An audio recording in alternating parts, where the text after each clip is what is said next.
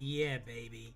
Hello! Hello! Greetings! Welcome to Tardis Wiki Roulette!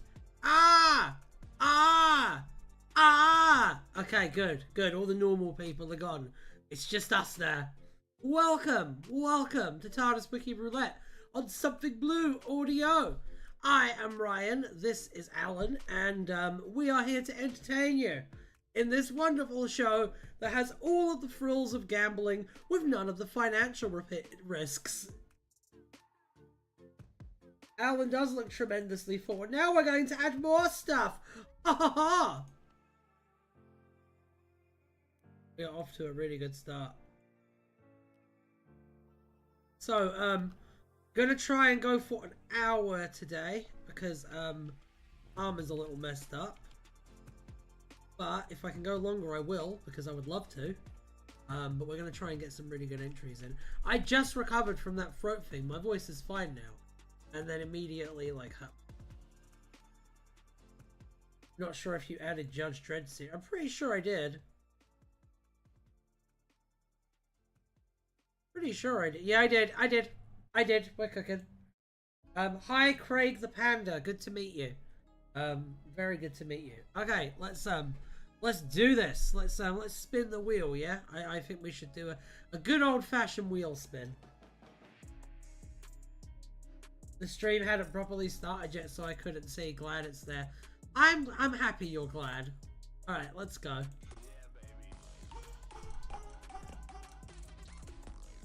No pomp and circumstance this time. Incredible. Incredible. Brand new entry. Immediately gets picked. Incredible. We just remove that from the wheel real quick and switch to TardisWiki. I will switch. Oh no.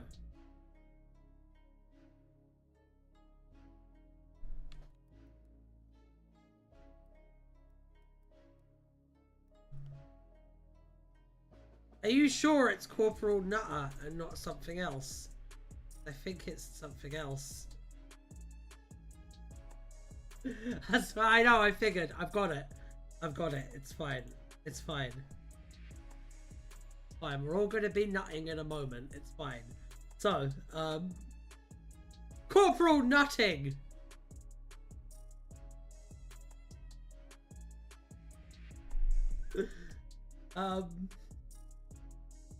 This is going to be a very normal TARDIS Wiki Roulette episode. I can already tell. In case you're wondering, Craig the Panda, yes, this is exactly what it's like all the time. With no exceptions. Alright. Corporal Nutting was a unit soldier who served under Brigadier Lethbridge Stewart in the 1970s. Nutting was assigned to set up the explosives that bombed the Silurian shelter under Wendley Moor. While the 3rd and 11th incarnations of the Doctor state in some accounts that this tribe have all died, according to another account, the Doctor says they were only entombed. He once interrupted one of the Doctor's experiments involving non-moving air molecules. Nutting has never been identified with his first name, either in Doctor Who and the Silurians or any spin-off theme.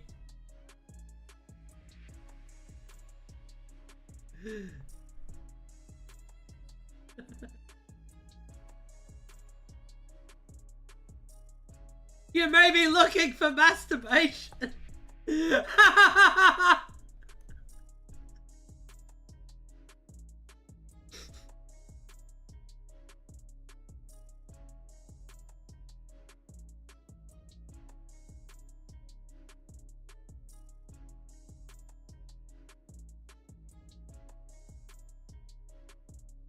Okay, let's do another one.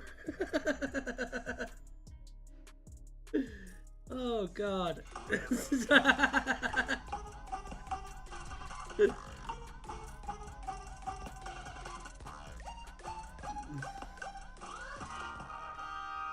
Random page.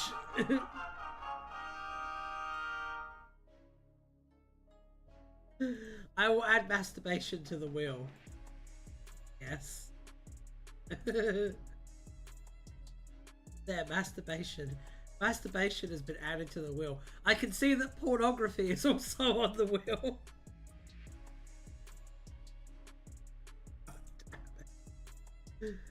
Alright. Let's click a random page. We're doing it now. Ba-boom! Alright. Sala. Let's learn about Sala from the planet of Oblivion. Right. Commander Sala was a tall, white-haired man with a weather-beaten face and the pale green skin of a native of Usulamana. He was in charge of Orbit Station 3 at the time of the Rain of Fire attack. He reluctantly accepted the offer of assistance from the Dravidians in the vicinity. His suspicions that their intent was borne out as it became clear that the Dravidians, led by Hive Captain Mantis, were intent on reawakening the Hive, replicating the weapon with data records salvaged from the damage and destroying the remaining evidence. Yeah, they can't all be winners, right?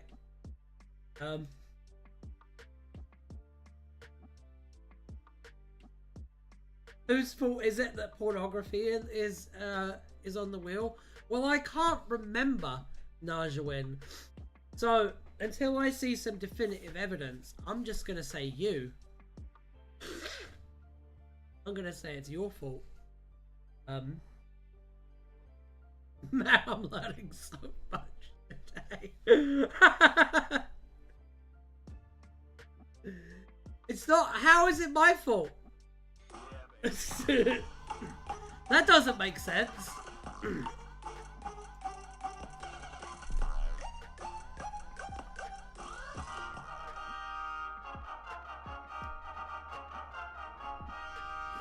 Try out life as a racist in this new game.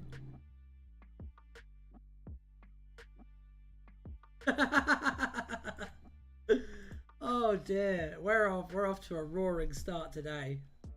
Jesus. Oh dear. Okay.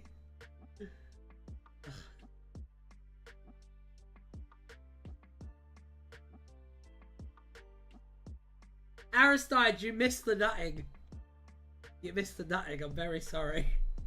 Try Out Life in a Bubble was an interactive game exclusively published on the official Doctor Who Instagram on 4th of September 2024 by BBC Studios. A filter allows the viewer to imagine themselves with a bubble.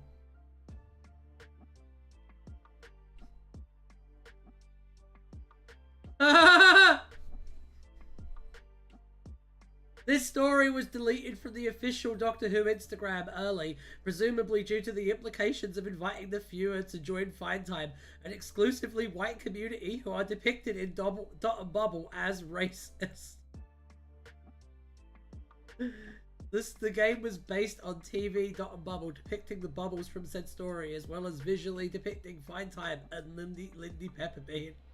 Another story inviting the viewer to join Find Time was printed the following day in Doctor Who The Official Annual 2025, Welcome to Find Time, where Lindy invites the viewer to join their bubble-tastic community, whites only, in the game. Immediately following this is the annual Dodge the Man Traps. It is implied that you are a resident of Find Time. So it's like, it's a white supremacist life sim.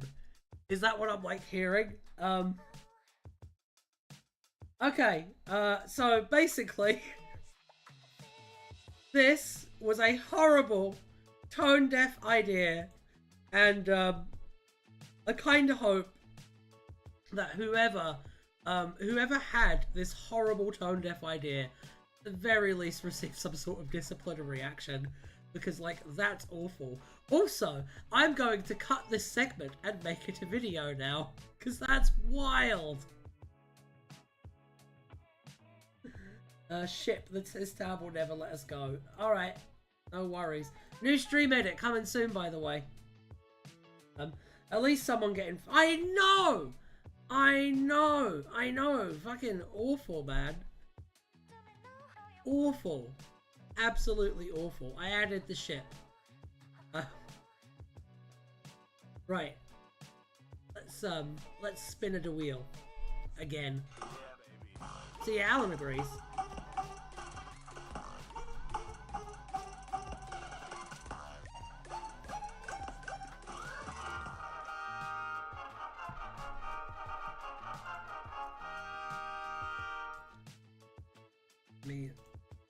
a TV comic ship. Oh, bam! Let's find out what this is. Let me just read that comment as well in a second. Not as bad as the Fine Collar Santo who has escaped from the labor camp game in DWA.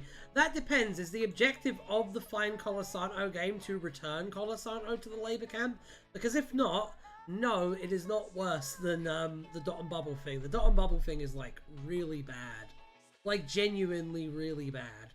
The Collar Santo thing is just, that's the most 2009 thing I've ever heard, to be honest. And I was there. Right, let's take a look at the TardisWiki. Yes, the reader is asked to return Mr. Colasanto to the labor camp. What the fuck?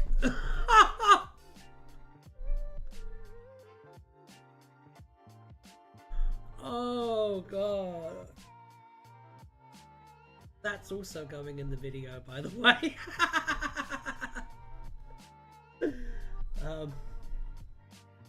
He was counter-revolutionary.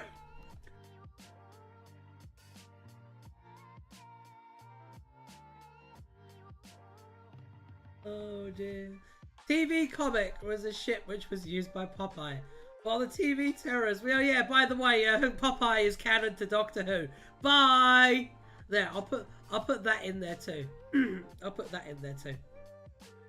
While the TV terrors were hunting for autographs, Popeye may have taken one or more of them sailing ahead. The ship was, of course, named after the real-world comic book TV comic, with TV terror's autograph hunt itself being published in one of its holiday specials. Become a government informant. Wait.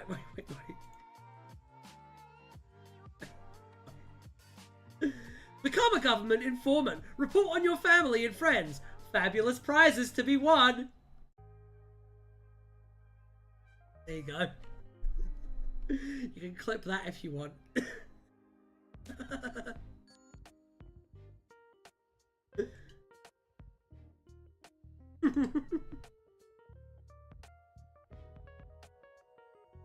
Okay, let's we're really blasting through these today, huh? Here comes a fucking 1500 page article about the war in heaven to bring this all screeching to a halt. The good times are about to end, I can feel it.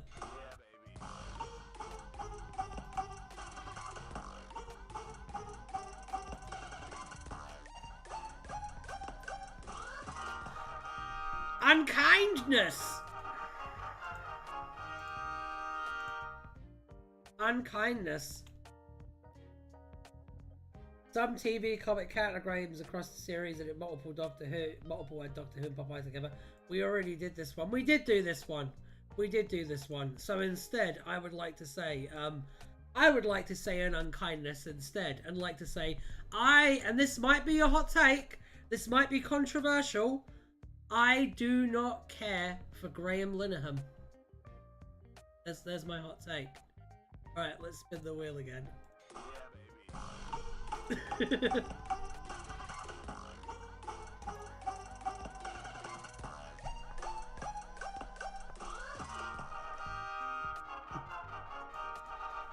Let's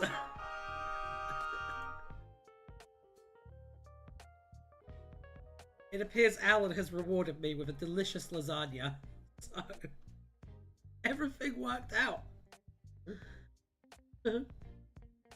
Lasagna was a food made with beef, tomato sauce, egg, pasta, and cheese eaten on Earth. You're not supposed to, you don't have to add dirt to a lasagna, but it is recommended. I was going to say, I half thought for a second, it would just say there, are you sure you're not looking for masturbation? Garfield reference. I don't, yeah, lasagna the food is in fact a Garfield reference. Gwen Cooper enjoyed lasagna. Jack Harkness once heard Gwen talking on the phone to Rhys Williams about lasagna. On her first day at Torchwood, Jack told Gwen to go home, eat lasagna, and kiss Rhys like a normal human being. In 2011, Sophie brought Craig Owens a lasagna to eat on a Friday. The 11th Doctor improved it with hundreds of thousands. Jesus! Lasagna, classic cinema synonym for masturbation. Are you saying that a lasagna does not make you come? Because I think you're the weird one there.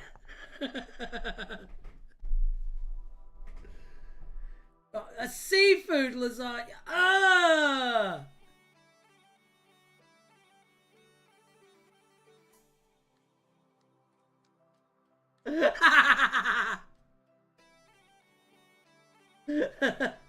No comment. Finished lasagna is good.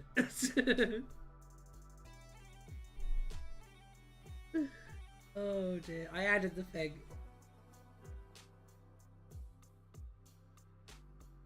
This wasn't intended as a Popeye joke, but it could be. It should be. Well, my opinion. Which you probably do. When Journey Blue told the people who were inside the molecular nanoscaler not to hold their breaths as the nanoscaler engaged, the 12th Doctor compared what would happen to a person if they hold their breath to a lasagna that was microwaved. That stood on top of the dish being pricked first.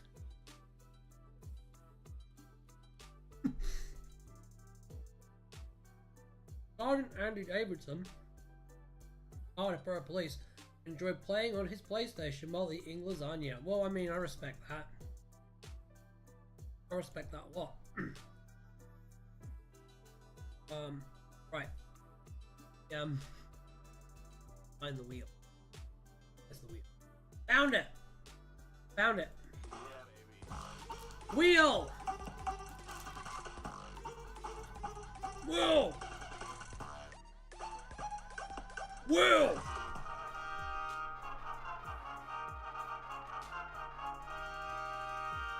I don't like where this is going already.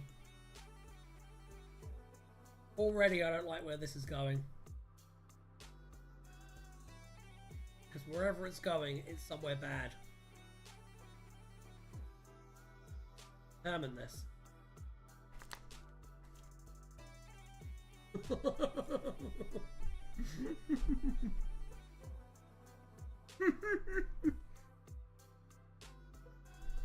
Here you go.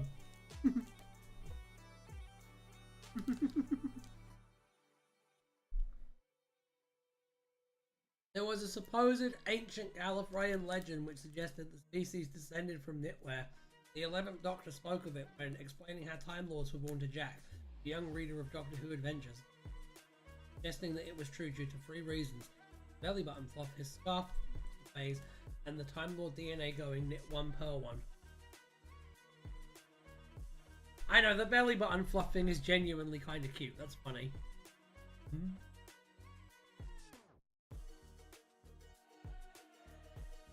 This is a very random loom joke. I do realise it's a loom joke. It's a clever loom joke. Well, I respect it.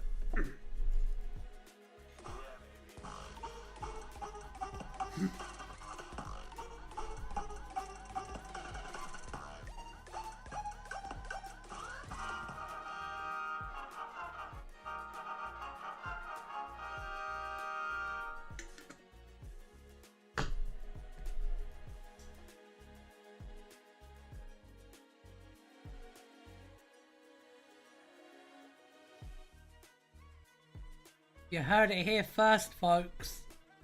Alright, I'll look it up.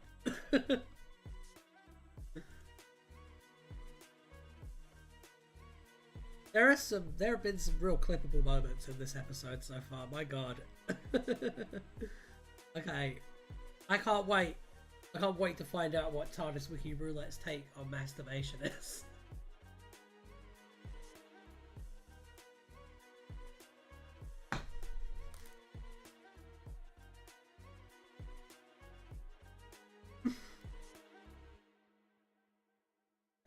I think I'm going to have to dust out my my hoary old university professor voice for this one. Masturbation, also known as onanism, and colloquially as wanking or spanking, was sexual stimulation without a partner, often though not always, done to pornography. Wanker was also an insult. Byrne touched himself while watching pornography that depicted sex between a man and a woman, 2 women and 2 men. Rose, a rose by any other name.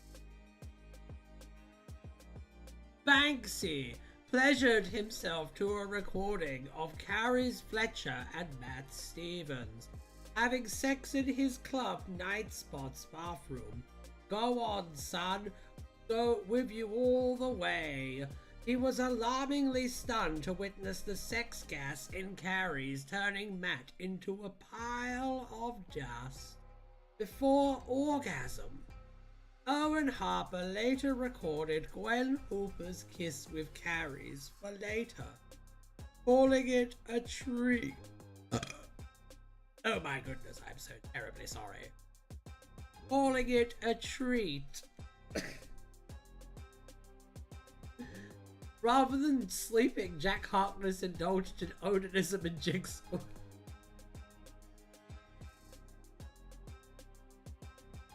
Why the stairs, though?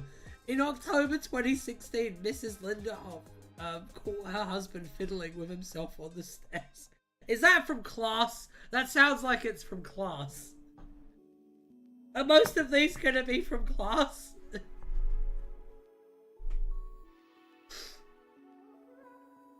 Later that month, Miss Quill asked Ram Singh if there was a great big window of porn open as he typed out the assignment Quill marked. Ram joked he was spanking himself and did the whole paper using only his left hand. Panda once claimed that a wank was even nicer than a cup of tea.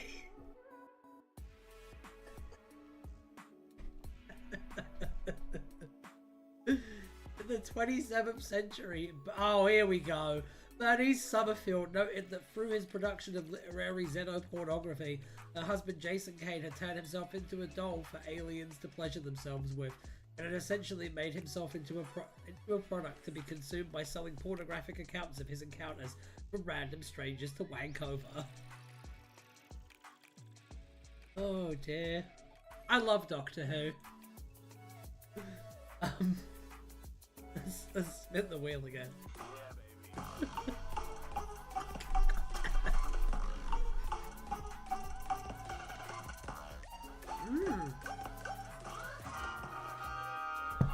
Well, okay then. That's very interesting. Very interesting indeed, sir. I'll take a look at it. Oh damn it.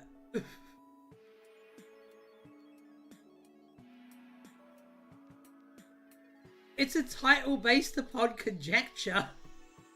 What do you mean? It's right there. An application was installed on Petronella Osgood's computer by 10th of May 2020. Its logo was a black circle with a white outline and a white pattern in its center. While the application was not named in the Zygon isolation, the application was named OBS in the real world.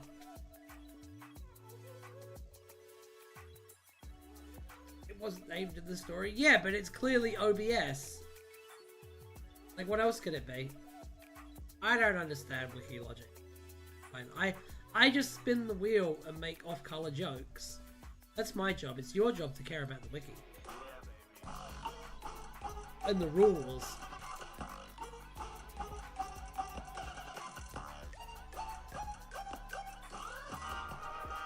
Battle stations!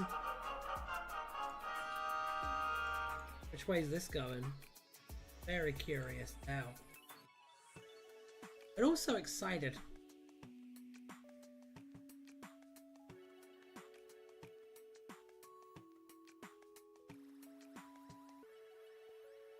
This is definitely Doctor Who lore and only Doctor Who lore. What is this? Is this Captain Scarlet?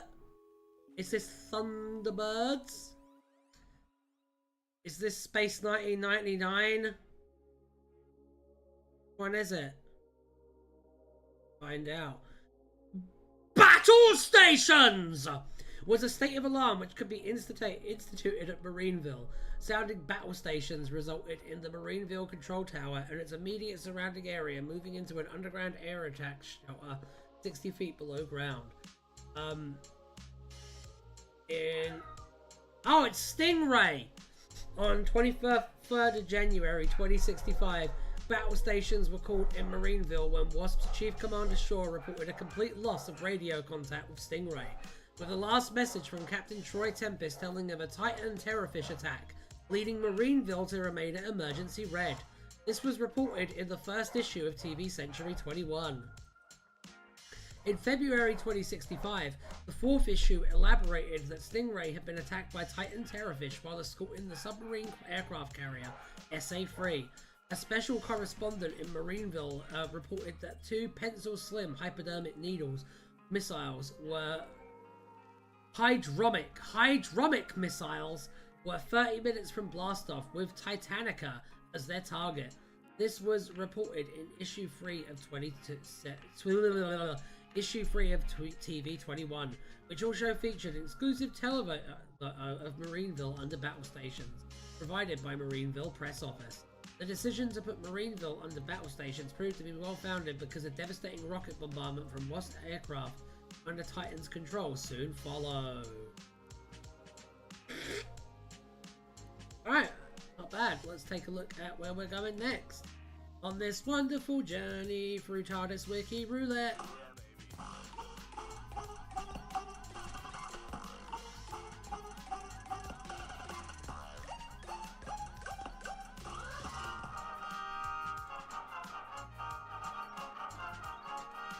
Fine. I did masturbation. I can do the sonic spatula. Take a look.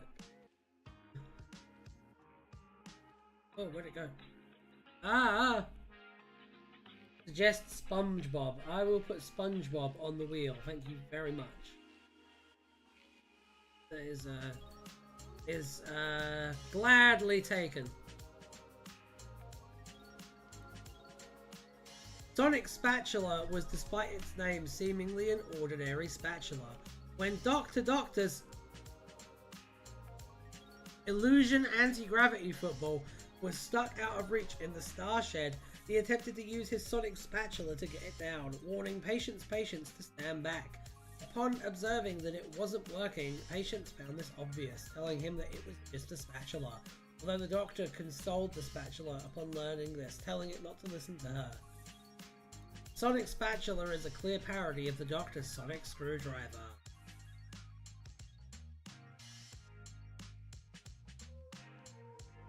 Let's spin the wheel again.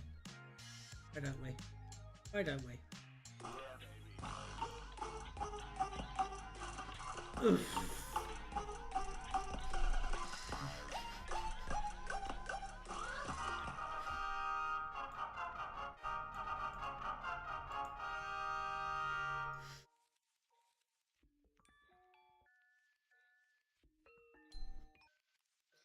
I did masturbation, Ryan from Something Blue Audio. Oh my god, thank you.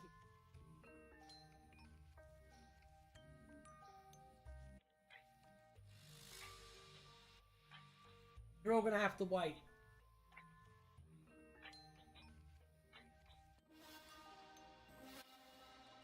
Right.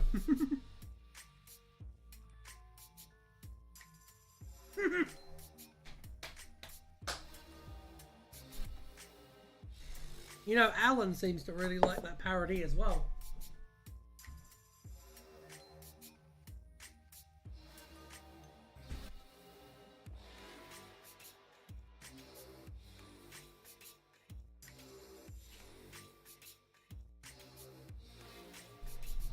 We are now the ones who wait. Yeah, well, you can keep waiting. I was eating French fries. I'm alright, let's go.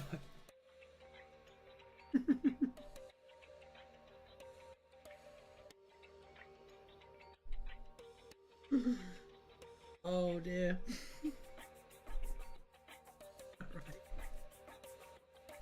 Partygate! party gates. After regenerating from... Oh, for fuck's sake, it's this again! After regenerating from Liz Truss, Boris Johnson asked Evan Davies to get the beers in, stating he plans to party like it's 2020. He himself soon regenerated back into Theresa May.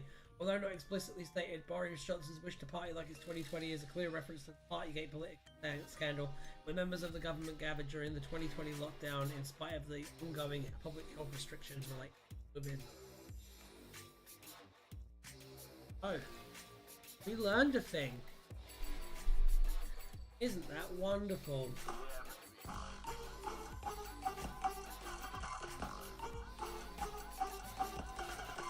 Alright, what's next?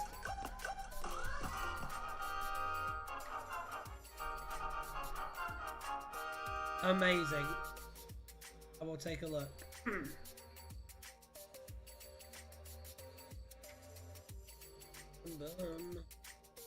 Bum bum bum bum bum bum bum bum bum bum.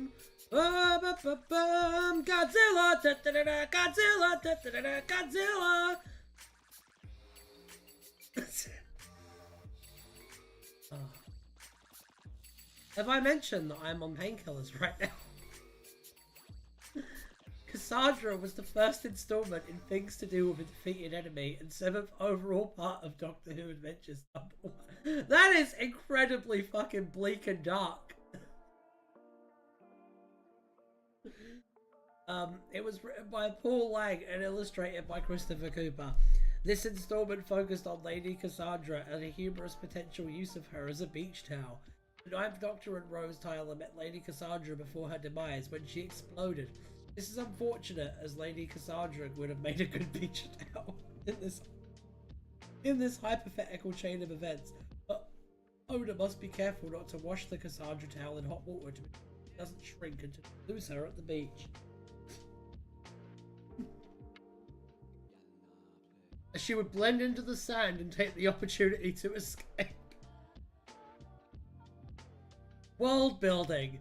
Cassandra is a stretchy sheet of skin. When Cassandra is left out to drying on a washing line attached to the side of the TARDIS, she is placed next to a pair of socks. In the basket on the floor is the Doctor's scarf. As this story was released just prior to the premiere of New Earth, Cassandra's return is not considered. Perfect. I love it. Absolutely perfect. Right. Where's next? In the wheel. Find out. What he said.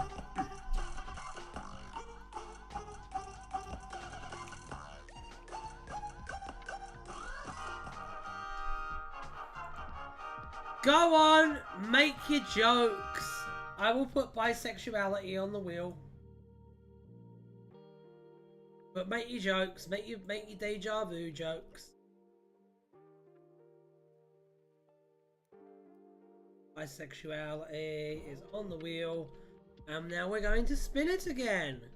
Huzzah!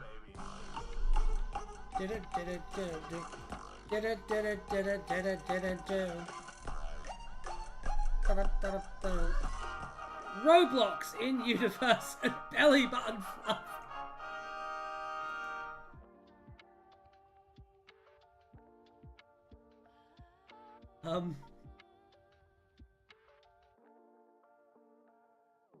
There was a bug up there. There was an insect up there. Right, let's learn about Roblox.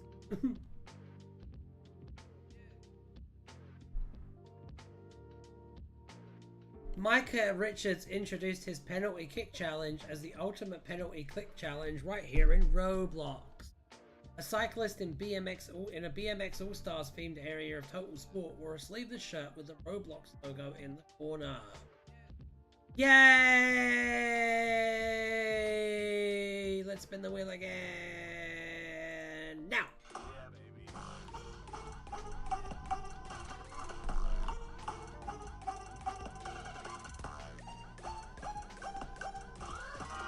Gravy Cat!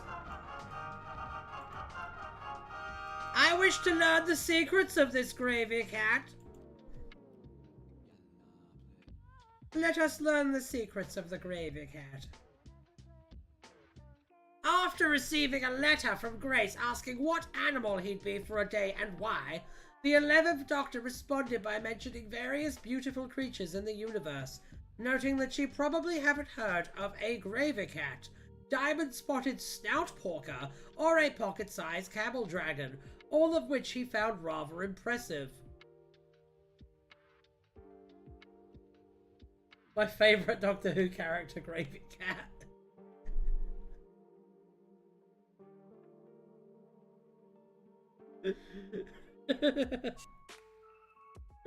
Gravy Cat sounds like the name of an EDM DJ.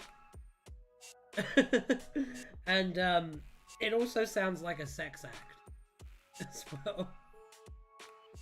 Alright, let's go.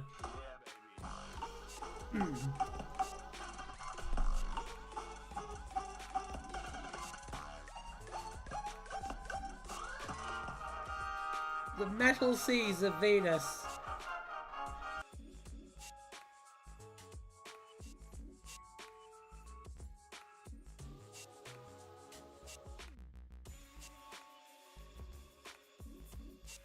I don't know what the Gravy Cat would be. It would be something like horrifically disgusting. It would be something really, really bad. It would be the sort of thing that would get this stream demonetized just for like me describing it, basically. I mean, shit, clearly. Yes, there would probably be some scatological element to it, that is true.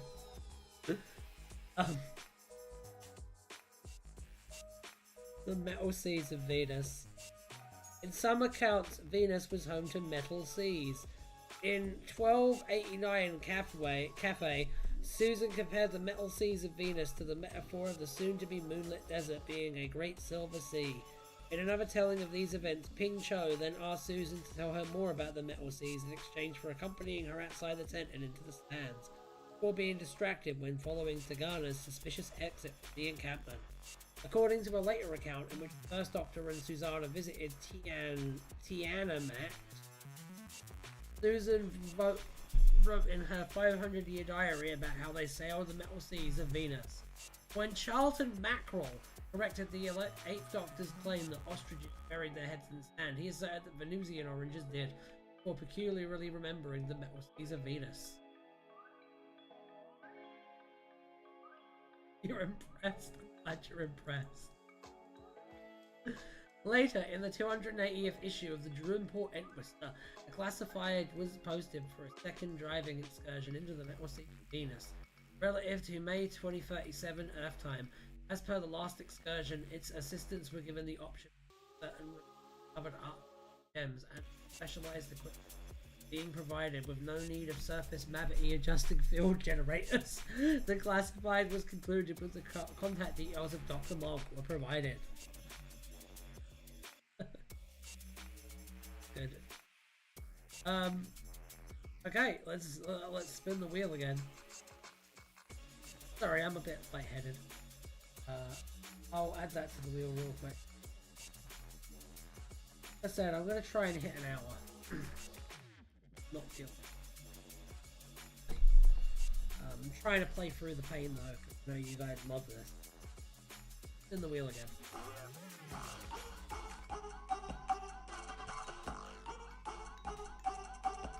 Are you fucking kidding me? Oh yay! Here we go! Perfect. My time.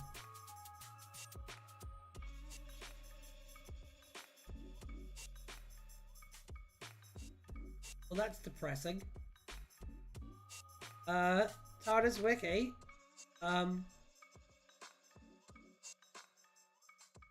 What the hell?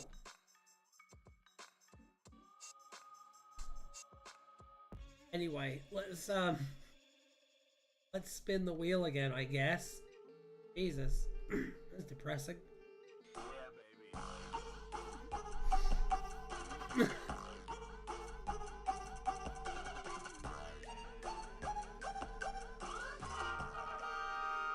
Mikhail Nevenskoy. It's on the sexuality, apparently. Too little, too late, and no, it should have its own page, I think. Right. Let's. Mikhail Nevensky was a companion at the time Lady Leora. Wow, he's got drip. Look at this guy. Look at this dude. Look at this man. Look at this man's hair. Look at this fucking Johnny Bravo over here. By extension of her father, the Colonel, in conjunction with whom she often travelled. A committed neo-communist revolutionary, he was born on a Mars colony in the 22nd century and participated in the resistance against the 2150s Dalek invasion of Earth before he crossed paths with Leora. Mikhail Nevenskoy was born by accident in 2135 in the Soviet Mars colony of Nova Leningrad, or Neuvlin. Though by another he was age 6 by 2145. By this account, on the 23rd of December 2145, Mikhail was one of the 2,000 people from Nova Leningrad chosen to deliver food, drink and letters to the people of New Afghanistan. He broke off from the designated route of the group to the into the sealed dome and befriended a family whom he exchanged gifts with. The next morning, he was returned to the group mildly tipsy. While still in his teens, he stumbled across Borojev's 2025 manifesto, foundational text of neo-communism.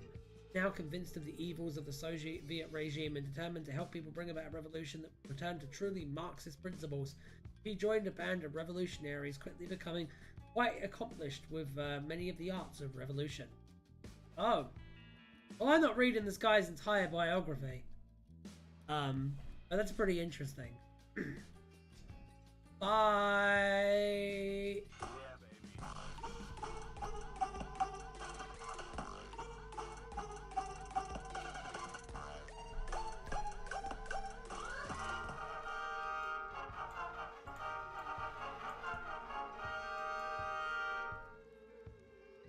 Anyway, I'll look at this one.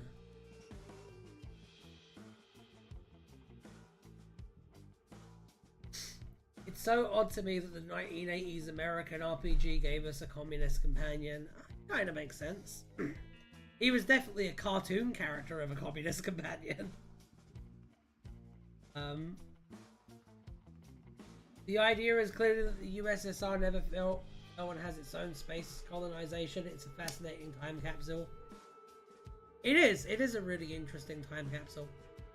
Om was a time-active individual associated with the Steel department store. OM once placed an advertisement in an issue of the Drew Import Entwister, noting that they were looking to expand staffing at the Celestial department store and were currently severely overworked. He apparently had storefronts Jesus, on various planets and time zones, including one from Earth on 24th Duncan Street, open from 1st of February 1921. Oh, I am so tired. I know how you feel, Aristide. I'm so tired right now. OM, short for Old Man, is the nickname of the titular character from The Toy Maker, an episode of Lost in Space where he was played by Walter Burke. The Toy Maker is depicted as being much more benign than the Doctor Who character of the same name, but like him is a non-human but human-like alien being, with the ability to reach across time and space and to create living toys.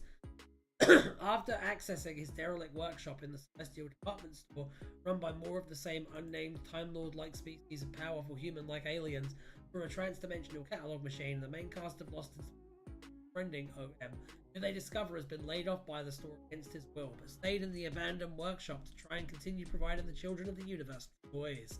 At the end of the story, the head of the store is made aware of the level of Om's talents as a toy maker, and hires him anew with an increase in prestige and salary. The Toy Maker depicted OM's workshop as containing gateways to various inconspicuous-looking toy shops on various planets, including one on Earth, although the Earth shop was also shown to have closed down by the series' present day of the late 1990s. This was presumably the shop at 24 Duncan Street, open from 1921 onwards, the detail of the shop having opened in the 1920s as a further parallel to the villainous Doctor Who toy maker shown in TV The Giggle, who have once disguised this celestial toy room as innocuous looking toy shop. In 1925. All of them. The answer is all of them, Craig the Panda. I might make a video about it one day, but Doctor Who is technically canon with like every single fictional universe. I might do a video on it. We'll see. We'll see.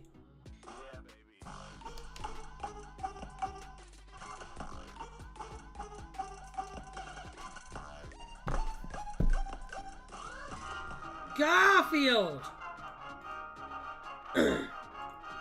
Garfield! Take a look.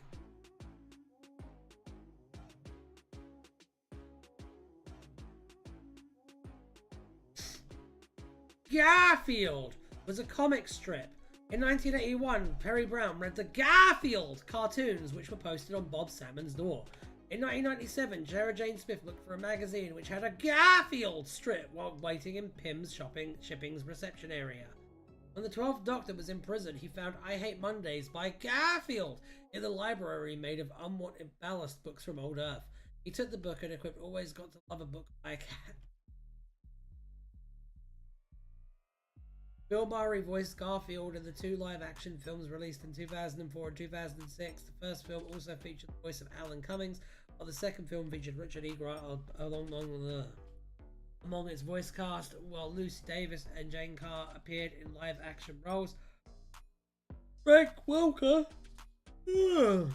has voiced Garfield in various media from 2007. Okay. Let's spin the wheel.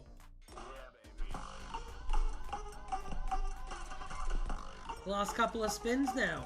Very sad. I am glad it landed on SpongeBob though.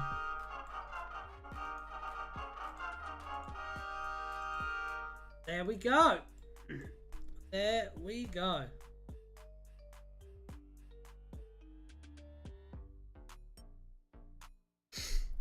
The 10th Doctor mentioned SpongeBob SquarePants when Rose Tyler asked him if all stories were based on disappearing time trace.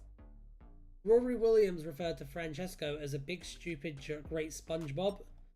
In Weapons of Past Destruction, Rose Tyler refers to Glom as Squidward, though this reference is not elaborated upon. David Arnold composed music for the SpongeBob SquarePants series. Oh, these are just people who appeared in... those aren't that bad. Those aren't that bad. Learned some fun pieces of dialogue. Oh my god! The wheel is spinning! Ah! The Fizzinator! The Fizzinator! Let me just remove it from the wheel. There we go. The more you know. Oh dear. Okay. Let's check this one out. So, the Fizzinator was the 11th Doctor's special drinking straw. Oh, I love the special drinking straw. The 11th Doctor held the straw in a cafe in Utah in 2011 while talking to Amy and Rory, explaining that he got up to get his special straw from the TARDIS to add more fizz to the drink when he started to figure out who sent him the invitation. The 11th Doctor later used and named the straw to drink soda pop during his time in Area 51 to retain his sanity. There we go. More facts. More factoids. But for your ass. More. More. Less.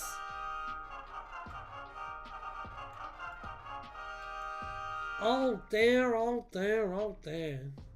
Look at what we've stumbled into now.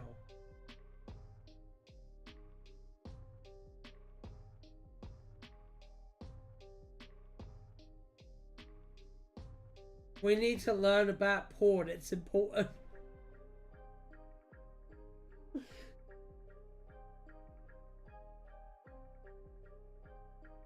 Don't you think it's funny? Was it last week when like was it Moosey who didn't know about the Katie Manning Dalek picture? That was funny. Pornography was the depiction of sex in stories or moving images. Porn also existed in magazine form, and pornographic magazines such as Peach were even available in supermarkets. Xenopornography was pornography dealing with alien or human or alien on alien contact. That's a very... if xenopornography is all alien to alien contact, that is a very human-centric view on pornography. Surely. Hang on. Moosey also doesn't know what communism... That is true. That is true, bless him. It's funny when he talks about socialism and he's like, Venezuela though! I think it's pretty funny. Anyway. Fern touched himself while watching pornography that depicted sex between a man and a woman, 2 women and 2 men. Owen Harper recorded Gwen Cooper's kiss with Kerry Fletcher for later, calling it a treat. Are these just all the same? Yeah.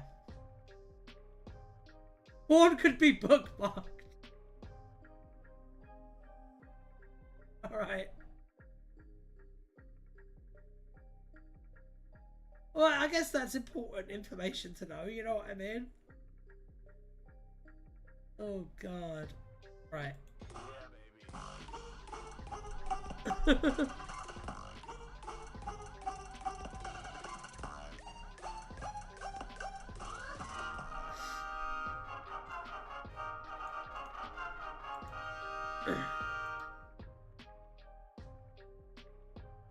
Lamb,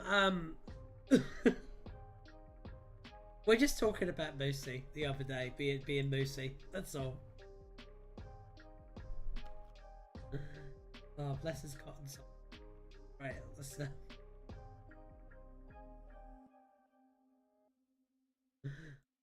let's go. Oh, which time? I don't remember a specific. Just any time that so I mentioned that I'm a socialist, and he decides to try and use that as a springboard to try and debunk socialism by making arguments that I had grown out of in like 2018. Yeah, it did get annoying, to be honest. It wasn't very fun cutting around that for the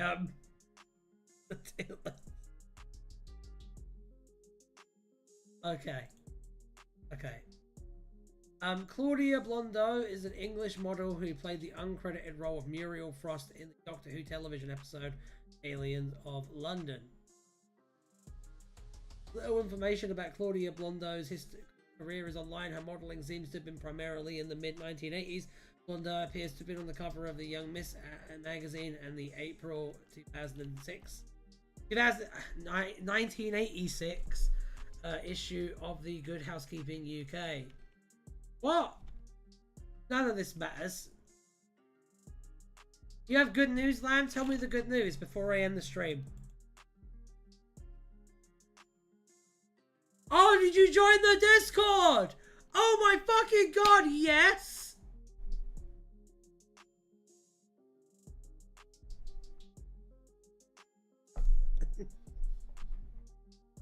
Alright, one more spin, guys. One more spin. Let's make it a good one. We're all spins in the end, so try to make it a good one.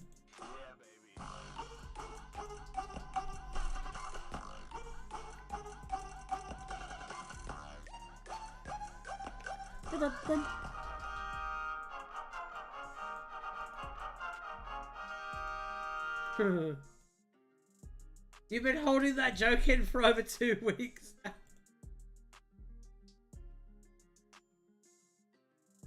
Oh dear.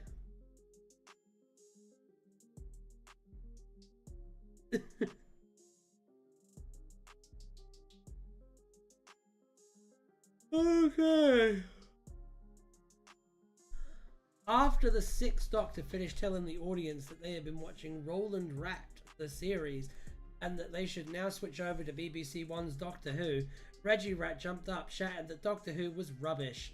This caused the Sixth Doctor to promptly attempt to murder the rat with a ray gun he just so happened to have on his person. Fortunately for Reggie, the Doctor was a lousy shot.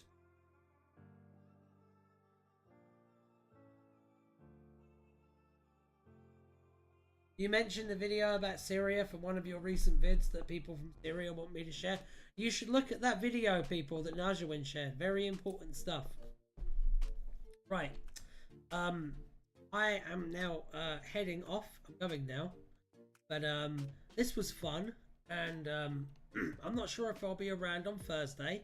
But I will be back next Tuesday for another Tardis Wiki Roulette. Hopefully a longer one next time. Hopefully I can go the full hour and a half. That would be nice. Until then, make sure to join the Discord and keep up to date with new updates. We play D&D sometimes in there as well. It's all very fun. And until then, we actually have a game tomorrow if anyone would like to join. And until then, I've been your host. This has been Alan. I will just bring up Alan one more time. There is Alan. And yeah, bye-bye now. It's been a wonderful time, as always.